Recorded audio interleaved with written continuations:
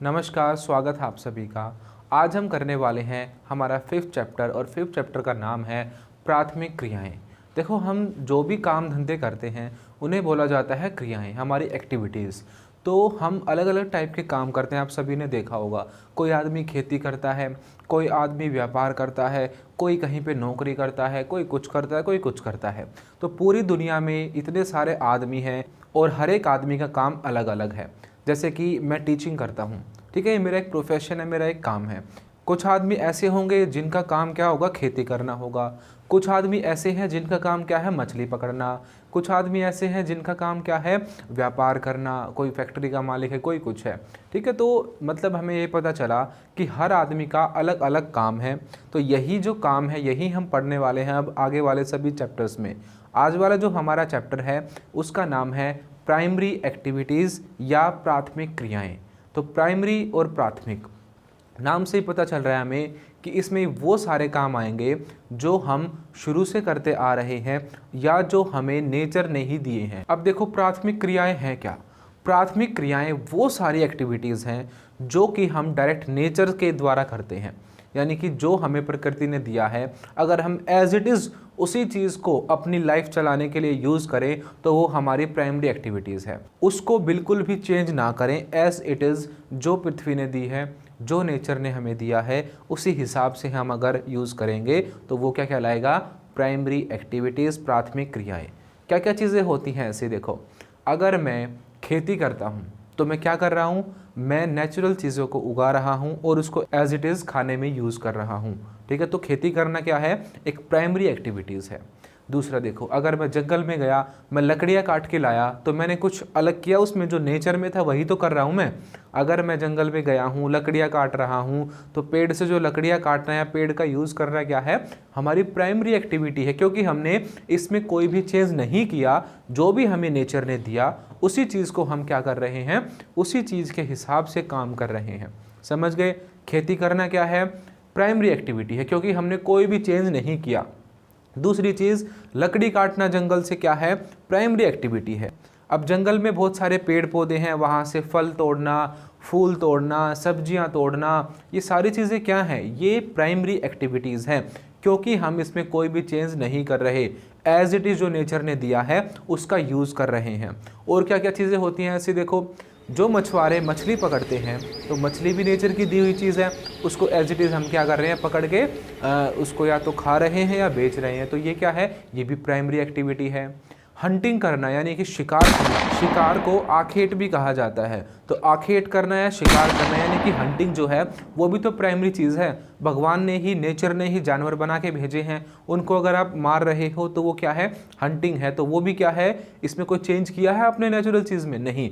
जो जानवर नेचुरल था उसी को आप यूज़ कर रहे हो, तो क्या है ये, प्राइमरी एक्टिविटी। उसके अलावा आप भोजन इकट्ठा कर रहे हो, वो क्या है, प्राइमरी एक्टिविटी।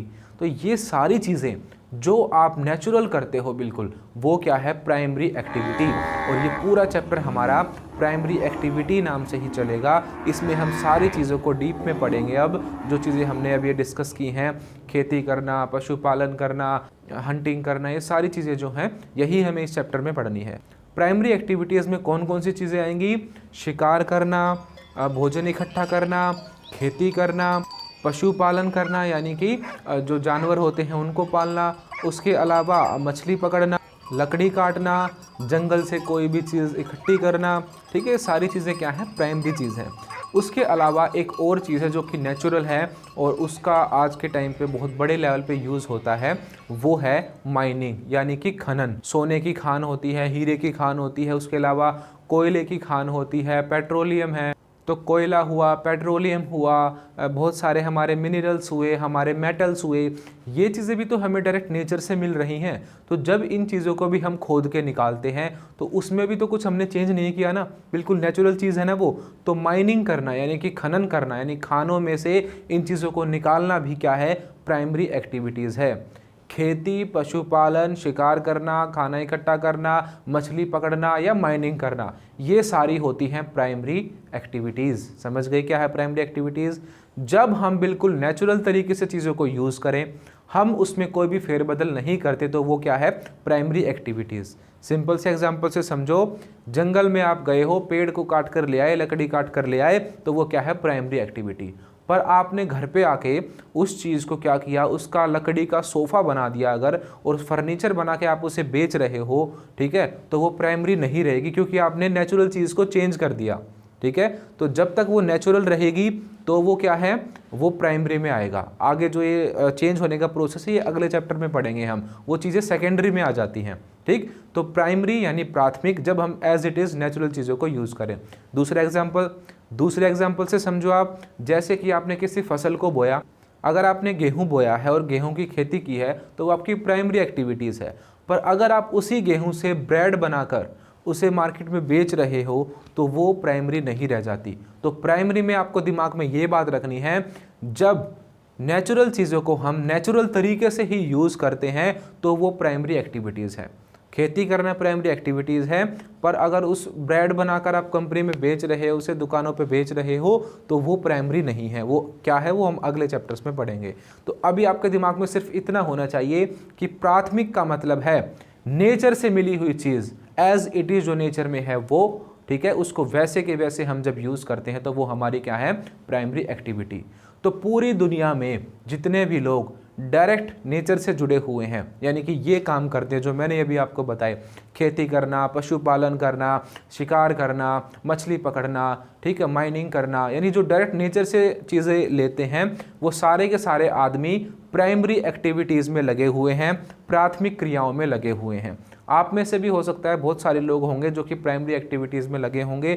आपके जो पेरेंट्स होंगे उनमें से बहुत सारे खेती करते होंगे, ठीक है, कुछ के जो है अलग अलग काम करते होंगे, कईयों ने पशुपालन भी किया होगा, ठीक है। तो जो गांव से बच्चे पढ़ रहे हैं वो इससे रिलेट कर पाएंगे, क्योंकि उनके घर पे क्या है, पशुपालन भी देखा उन्होंने, खेती भी देखी है।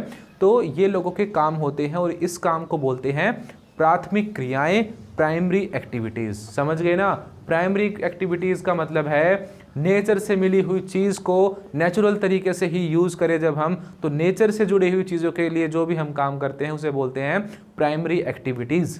ठीक है, जीवन जीने के लिए हमें कुछ तो करना है ना, अपने लिवलीहुड के लिए हम जब नेचुरल चीज़ों पे डिपेंड रहते हैं तो वो है हमारी प्राइमरी एक्टिविटीज़। अब अपना पहला पॉइंट डिस्कस कर लेते हैं, वो है खाद्य संग्रह। खाद्य मतलब फूड, संग्रह मतलब इकट्ठा करना। हम पढ़ क्या रहे हैं, ज्योग्राफी पढ़ रहे हैं, वो भी वर्ल्ड ज्योग्राफी। तो हमें ये पता होना चाहिए कि पूरी दुनिया में कहाँ कहाँ पे ऐसे एरिया हैं जहाँ पे लोग खेती नहीं करते, बल्कि जो खाना है यानी जो जंगलों से मिली हुई चीज़ें हैं, चाहे उसमें फूल हो, चाहे उसमें फल हो, या और भी कोई भी प्रोडक्ट हो, उसको इकट्ठा करते हैं और उसी से अपना जीवन चलाते हैं और उसी चीज़ को बेच के अपना पूरा वो काम धंधा करते हैं। तो खाद्य संग्रह यानी कि फूड कलेक्शन। तो फूड कलेक्शन किस एरिया में होगा, देखो जहाँ पे खेती पॉसिबल नहीं होगी, या तो जंगल होंगे वहाँ पे खेती पॉसिबल नहीं है, या जहाँ पे बर्फ़ वगैरह ज़्यादा पड़ती होगी वहाँ पे भी खेती पॉसिबल नहीं है, ठीक है, क्योंकि फसल हो नहीं पाएगी। तो ऐसे एरिया में क्या होगा, हमेशा ही लोग क्या करेंगे, फूड को इकट्ठा करेंगे। ठीक है, जैसे कि आप अपने पहाड़ी एरिया में देखते हो कि वहाँ पे ड्राई फ्रूट्स वगैरह ज़्यादा उगाए जाते हैं। ठीक है, तो कश्मीर में आपने देखा गेहूं उगाते हैं, वो लोग नहीं उगाते ना, वो केसर की खेती करते हैं, ड्राई फ्रूट्स की खेती करते हैं। तो बर्फीले एरिया में या ठंडे एरियाओं में ऐसी फसलें नहीं हो सकती, तो वो क्या करते हैं, फूड को कलेक्ट करते हैं।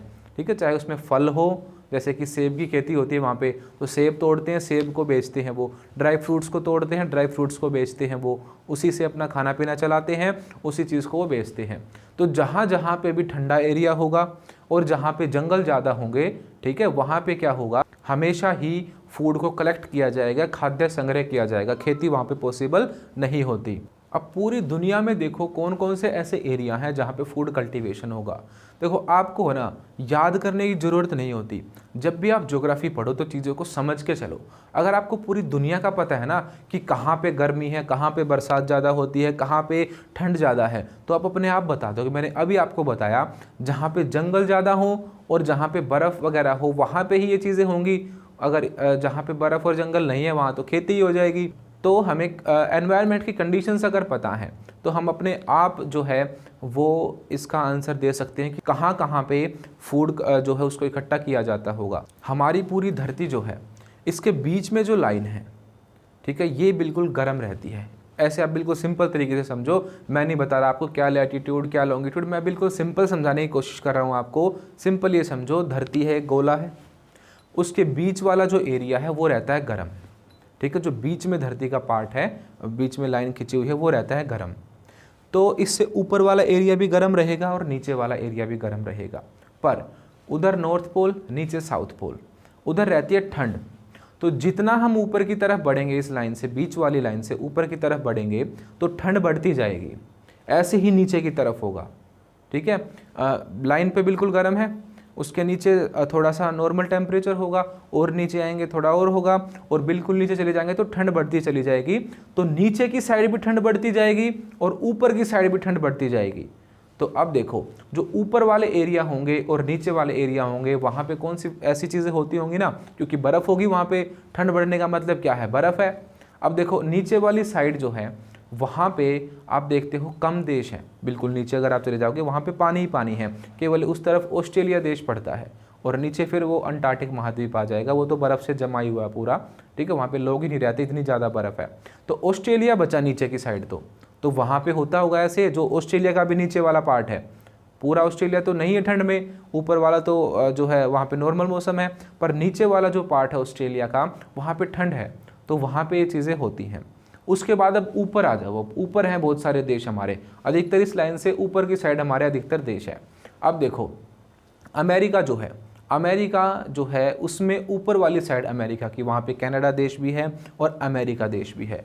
तो इन दोनों जगह पे, बिल्कुल पूरे अमेरिका में नहीं कह रहा मैं, पूरे कनाडा में नहीं कह रहा, कनाडा के भी ऊपरी भाग में और अमेरिका के भी ऊपरी भाग में, ठीक है, ऊपर वाली साइड, क्योंकि ठंड तो ऊपर की साइड ज़्यादा होती है।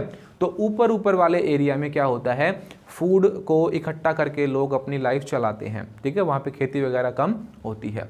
अब उसी लाइन में पूरी दुनिया को देख लो बिल्कुल सीधा, ठीक है। अमेरिका से बिल्कुल इधर आगे यूरोप आ गया, अब यूरोप के भी ऊपरी वाला साइड, ठीक है, वहाँ पे भी है। अब एशिया महाद्वीप जहाँ पे हम रहते हैं, अब हमारे यहाँ तो इतनी ठंड नहीं है, तो हमारे यहाँ तो हर तरीके की फसल वगैरह सब कुछ होता है, पर हमसे ऊपर चाइना है, चाइना से ऊपर मंगोलिया वगैरह आते हैं, और फिर रशिया आता है। अब रशिया वाला एरिया जो है, रशिया भी बहुत बड़ा है, तो रशिया का ऊपर वाला हिस्सा जो है उसे साइबेरिया बोलते हैं। तो रशिया के ऊपर वाले हिस्से में वहाँ पे भी बर्फ़ है और जंगल है, तो क्या होगा वहाँ पे क्या होता होगा, फूड कल्टीवेशन। समझ गए। तो जहाँ पे ठंड है, हमने वो देश देख लिया अब तक जहाँ पे ठंड है, तो फूड इकट्ठा करने का काम कहाँ पे होता है, कनाडा में ऊपर वाली साइड, अमेरिका में ऊपर वाली साइड, उसके अलावा यूरोप में ऊपर वाली साइड, और एशिया में रशिया के भी ऊपर वाली साइड। समझ गए। अब इसके अलावा मैंने आपको बताया जहाँ पे जंगल ज़्यादा होंगे वहाँ पे भी क्या होगा, ऐसे ही चीज़ें होंगी। जंगलों में पता है लोगों को जंगल से ही बहुत सारी चीज़ें मिलती हैं, चाहे वो लकड़ी हो, चाहे फूड हो, कुछ भी वो इकट्ठा करते हैं। अब फिर से वही बात, अब जंगल का आपको पता होना चाहिए, जंगल कहाँ पे ज़्यादा होंगे, जहाँ पे ज़्यादा ठंडा टेम्परेचर भी नहीं होगा और बिल्कुल उबलता हुआ गर्म टेम्परेचर भी नहीं होगा, बिल्कुल नॉर्मल सी थोड़ी बहुत गर्म हवाएं भी चलें, नॉर्मल टेम्परेचर रहे, ऐसी जगह हो। अगर वहाँ पे बारिश हो जाए तो वहाँ पे जंगल सबसे ज़्यादा होंगे। तो देखो उस लाइन से ही देखना आप, बीच वाली लाइन गर्म होती है, बिल्कुल ऊपर की तरफ ठंड बढ़ती है, नीचे की तरफ ठंड बढ़ती है। तो उस लाइन के बिल्कुल पास में तो कम है, पर उससे थोड़ी दूर अगर हम चलें तो क्या होगा, वहाँ पे जो है बारिश भी होती है ज़्यादा। तो जहाँ जहाँ पे भी बारिश होगी और ठंड कम होगी, वहाँ पे जंगल और भी ज़्यादा होंगे। तो दुनिया का सबसे घना जंगल कहाँ पे है, अमेज़ोन, ठीक है, बिल्कुल अमेरिका के आप इस तरफ देखो, आप जो आपको ये दिख रहा है ये एरिया, ये है अमेज़ोन के जंगल। तो इस एरिया में क्या है, पेड़ इतने ज़्यादा हैं, तो यहाँ के लोग यहाँ पे खेती नहीं कर पाते, इसीलिए वहाँ पे उन्हें क्या करना पड़ता है, फूड को इकट्ठा करना पड़ता है। पेड़ पौधे से जो भी फल फूल, शहद, मोम, जो भी चीज़ें मिलती हैं उसी से अपनी लाइफ चलाते हैं। अमेज़ोन वाला एरिया हो गया, और अमेरिका में नीचे वाली साइड हो गई जो चिली वाला एरिया है यहाँ पे। उसके अलावा आप इधर चले जाओ अफ्रीका में भी बहुत घने जंगल हैं, इस एरिया में भी ऐसे होता है। फिर आप एशिया में आ जाओ, हमारे भारत से इस तरफ वाले जो देश हैं जिसमें कि ये साउथ ईस्ट कंट्रीज़ आती हैं, मलेशिया वगैरह, इंडोनेशिया, यहाँ पे भी बहुत जंगल हैं, यहाँ पे भी बारिश खूब होती है। तो इस एरिया में भी जंगल ज़्यादा है, तो यहाँ के लोग भी क्या करते हैं, यहाँ पे भी फूड को इकट्ठा किया जाता है। सारे में नहीं कह रहा मैं, कभी ये कहो कि आपने बोला था इंडोनेशिया, पूरे इंडोनेशिया में ही, ठीक है, जहाँ पे जंगल ज़्यादा है वहाँ की बात हो रही है सिर्फ। तो ये मेन पर्टिकुलर एरिया हैं, कौन कौन से, कनाडा वाली ऊपरी साइड, अमेरिका वाली ऊपरी साइड, यूरोप वाली ऊपरी साइड, एशिया की ऊपरी साइड, उसके अलावा अमेजोन के जंगल, अफ्रीका के जंगल, और हमारे एशिया में जो ईस्ट वाली साइड है वहाँ के जंगल। इन एरिया में खेती कम होती है क्योंकि जंगल है या कहीं पे बर्फ़ है, तो वहाँ के लोग क्या करते हैं, भोजन को इकट्ठा करते हैं। तो फर्स्ट टॉपिक हमने अच्छे से समझ लिया कि फूड को इकट्ठा करने की ज़रूरत कहाँ पे पड़ती है, इन जगहों पे पड़ती है। अब ज्योग्राफी पढ़ने के लिए आपको सबसे पहले मैप अच्छे से पता होना चाहिए, तभी आप क्या कर पाते हो, अच्छे से चीज़ों को समझ पाते हो। तो मैंने आपको मैप भी कराया है, सारी चीज़ें समझाई हैं, तो रटने की जरूरत आपको नहीं है, चीज़ों को थोड़ा समझ के चलो, फिर अपने आप याद हो जाएंगी। अब आपसे अगर कोई पूछेगा तो ज़िंदगी भर भूलोगे कभी, बता दोगे ना, सोचना ऐसे बस कि भाई बर्फ़ कहाँ कहाँ पे होगी, तो जितना पोल की तरफ जाओगे वहाँ पे बर्फ़ होगी, ठीक है। और जंगल ज़्यादा कहाँ पे होंगे, जहाँ पे थोड़ी गर्मी भी हो और बारिश भी होती हो। तो लाइन से थोड़ी दूर देखना, ऊपर की साइड भी लाइन से और नीचे की साइड भी लाइन से, तो दोनों जगह पे जंगल ज़्यादा होंगे। जो हमने एरिया पढ़े, यहाँ पे क्या होता है, फूड को इकट्ठा करते हैं लोग, उसी से अपनी लाइफ चलाते हैं। अब देखो दूसरी सबसे मेन चीज़ आ गई हमारी, वो है खेती। इस चैप्टर में मेनली हमें खेती ही डीप में पढ़नी है कि खेती के कितने टाइप हैं, किस किस तरह की खेती होती है, कहाँ पर कैसी होती है। हमने इस चैप्टर का पहला टॉपिक कवर कर लिया है, भोजन संग्रह, फूड को इकट्ठा करना। अगली जो वीडियो आएगी उसमें हम पढ़ेंगे पशुपालन के बारे में, जो आदमी जानवरों को पालते हैं, चाहे भेड़ बकरी कुछ भी हो, उसमें वो सारी चीज़ें हम पढ़ेंगे कि कितने टाइप का होता है और कहाँ कहाँ के लोग किस तरह के जानवर पालते हैं। तो फर्स्ट टॉपिक हमारा कवर हुआ। अगर आपको वीडियो अच्छी लगी है तो वीडियो को लाइक करो, चैनल को सब्सक्राइब करो, और सब्सक्राइब करने के साथ ही बेल आइकन को ज़रूर प्रेस करो, क्योंकि अगर आप इसको प्रेस नहीं करोगे तो आपके पास नोटिफिकेशन नहीं आएंगे। जब भी हम वीडियोज़ अपलोड करेंगे तो अगर आपने बेल आइकन ऑन कर रखा है तो आपके पास नोटिफिकेशंस आएंगे, और इसे ऑन करना बहुत ज़रूरी है, क्योंकि मैं आपके लिए पूरा सिलेबस बना रहा हूँ। सारी चीज़ें मैंने आपको कवर कराई हैं, इसमें पूरा सिलेबस पढ़ाया है। उसके बाद आपके NCERT questions, important questions, previous year questions, जो कुछ भी होता है वो सभी चीज़ें मैंने आपको पढ़ाई हैं। तो लाइक ज़रूर करना, अपने दोस्तों को भी शेयर करना, और कमेंट सेक्शन में हमें ज़रूर बताना कि आपको हमारी वीडियोस कैसी लगती हैं। अगर आपको ज्योग्राफी के हैंड रिटन नोट्स पीडीएफ चाहिए तो हमें इस नंबर पर व्हाट्सएप करें। आपको सिंपली इस पर 12th ज्योग्राफी नोट्स लिख के मैसेज सेंड करना है। आपको नोट्स बहुत ही नॉमिनल प्राइजेस पर मिल जाएंगे। अगर आप अदर सब्जेक्ट्स के भी चाहते हैं तो आपको 12th लिख के आगे वो सब्जेक्ट मेंशन करना है। जैसे आपको हिस्ट्री की चाहिए तो 12th हिस्ट्री नोट्स, पॉलिटिकल की चाहिए तो 12 पॉलिटिकल नोट्स लिख के मैसेज सेंड करना है। And other details you will get on WhatsApp. Thank you.